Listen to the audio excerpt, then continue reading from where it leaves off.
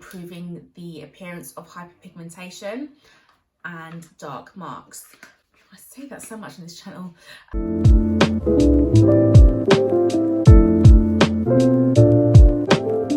Hello lovely people, welcome back to my channel. My name is Yasmin and I'm passionate about beauty, skincare, lifestyle and wellness.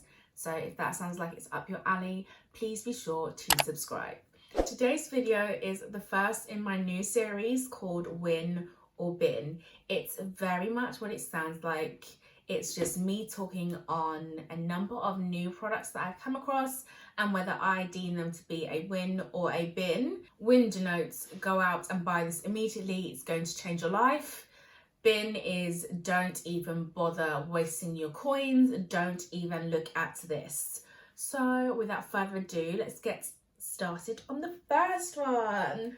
Today I'll just cover two products. I don't want to make this video too long, so let's get into it. The first product is from Revolution Skincare. Now I think, oh gosh, I can't even remember, I think Revolution's skincare range launched end of last year. I have no concept of space and time anymore because I've been at home for so long, but I think it was last year. Revolution is known for their beauty products as opposed to their skincare products, and if you follow me on Instagram, you know that I am a huge fan of their beauty products. I use a lot of them. That my go-to palette is from Revolution Beauty. So when I saw that they were doing a skincare range, I was kind of like mildly intrigued. I kind of see Revolution as definitely more of an affordable brand, and they do a lot of dupes, in my opinion. And they do a lot of dupes of kind of larger mega brands kind of thing. So when I saw a lot of their skincare items, I thought, oh, this is kind of like knockoff Inky List or knockoff Ordinary. So I was like, Ordinary and the Inky List also provide a lot of the very similar, not same formulations, obviously, I'm not trying to say that, very similar products to Revolution Skincare, so I wasn't really that fussed. However, a few months ago, I ran out of the normal aloe water moisturizer that I usually use, and I kind of panicked. Oh my gosh, I love this because I like aqua and aloe based gels because they're very moisturizing, very hydrating, which I love and my skin loves. So that's kind of the main moisturizer I will use on a day-to-day basis. So I ran out of that, went to Boots, wasn't in there, went to Superdrug and it was in there. But then I saw this and I was like, this looks like it's going to be wonderful. Let's give it a go. So this is the Thirsty Quenching Moisture Gel. I think, again, as I said in a previous video, I went into panic buying mode. I think this is actually going to be a syndrome. This is a real life thing. I basically saw moisture gel, grabbed it, off we go. It wasn't until I got home and actually looked at the box and realised that it says cannabis sativa. Now, I don't have any problem with cannabis or like CBD based products, but I think, that's just my opinion, I think a lot of skincare brands that kind of target young people between the age of, like, let's say 18 to 40, they like to jump on fads and trends, and it becomes very gimmicky. I mean, what the hell? I just think this is a pile of what? Why have you got cannabis sativa in here? What is that doing for me? Because I was thinking, okay, maybe it's going to be calming for my skin, it's going to be soothing for my skin. When I used this, it was like basic. It's a basic gel moisturizer. I just think it's highly ironic that this is called Thirsty, since that's all it made my skin feel. I apply this and then within like 2 minutes, my skin has that, you know, that almost squeaky feeling, like you could just do that. It's just not, it wasn't flowing, it wasn't dewy, it wasn't hydrated feeling as my skin would usually feel with my usual aloe water. I was really not impressed. The cannabis sativa, I thought maybe that has some mildly calming kind of benefits to it. I wasn't seeing anything. I want to show you what it looks like, because outside of the box, that's probably more useful. So yeah, it comes out blue, very light aqua blue, as the other brand that I usually use does, and I will talk about that in a later video. It does have a nice fragrance, I will say that much, and it does apply very, very well, very easily, but we're going to come back to this in like 20 seconds and see how the shine is kind of gone. It says it's vegan and cruelty-free, and you know that I like that kind of stuff in a brand. Yeah, it's just, for me, it's just a shame that it's not as hydrating as I would like. For somebody with dry skin, I don't even know who I would recommend this to. I would not recommend this to anyone.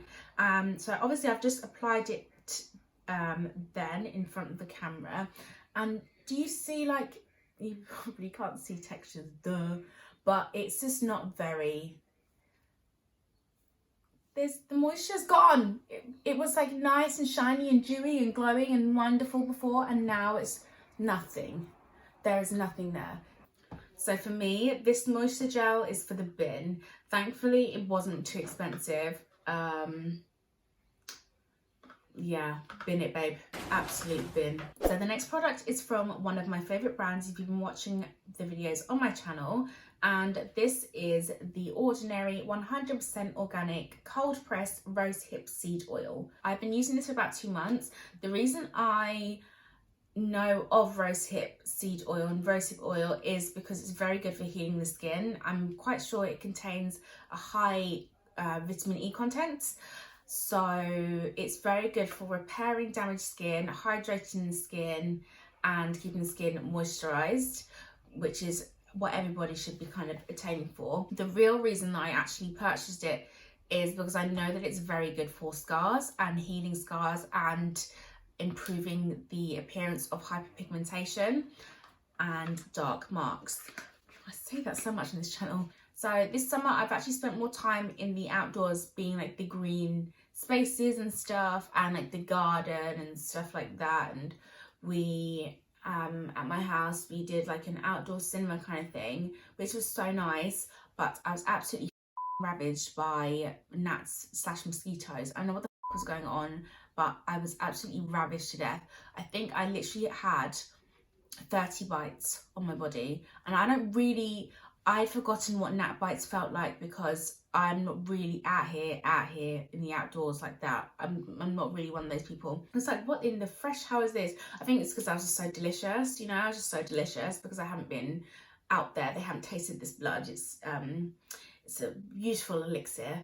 So basically, I ended up with a lot of like kind of dark marks where I'd been bitten, and like one of the bites was actually really grim. One of the bites had like turned into a boil, so I don't think that was a gnat / mosquito. I don't know what creature put their in my body, but yeah, I had a huge boil, and then that kind of scabbed over, then left like a horrible dark mark. So I had all awful dark marks up and down my legs. So I purchased this rosehip seed oil, and kind of I apply it twice daily after I showered. The actual packaging recommends that you apply it at bedtime, but I applied it twice a day because I really wanted to get the benefits of it to those particular dark marks. I found that the scars obviously have not disappeared, the marks have not disappeared, but they're dissipating very quickly. They're fading already, which is fantastic, because I remember I've even got like childhood scars on my legs and stuff, and I kind of wish, oh damn, I wish I knew what rosehip seed oil was back then. But they are fading at a really fantastic rate. And I think obviously when you have scars, it's best to keep them out of the sun so that they can heal without getting darker. However, the progress that I have seen from using the rosehip seed oil for just 2 months is fantastic. And I think that the results will continue to be present in winter, because I won't be exposing my legs to sunshine like that. But I just want to show you what it looks like. It's just, I've had it for 2 months, and you really cannot see, I don't know if you can really see, it doesn't look like I've used it much at all. And that's because the rosehip seed oil is cold pressed, and it's not very viscous at all. You don't even have to like squeeze the dropper hard. it just drops out and it's so light. Oh, and a little goes a long way. And you see when I say it's not very viscous, it literally, it's very like liquidy. But I'm just going to rub it in. And when I do put it on my legs, especially when you just shaved your legs, hun, oh, gorgeous. You have this lovely shiny leg look, and it doesn't have a smell because it's like natural, but it is just lovely. So I would recommend this to people who have hyperpigmentation, who have scars, blemishes, or like if you've like picked a spot and then got a bit of post-inflammatory hyperpigmentation. I definitely recommend this. I'd also recommend it to anybody who's got like dry skin. I would not really put this over my entire face unless it was like winter or I'm in a particularly cold climate. However, as I was saying, I didn't like the Revolution Moisture Gel. To make it less, to make it more bearable to use, I would drop in a little bit of this rosehip seed oil, and it actually felt moisturising. So I would maybe even suggest to mix it with other moisturisers, just one drop, because that goes a long way. But this is just wonderful. I really, really like this. So this is a definite win. Win, win, win. Winner, winner, chicken dinner, babe.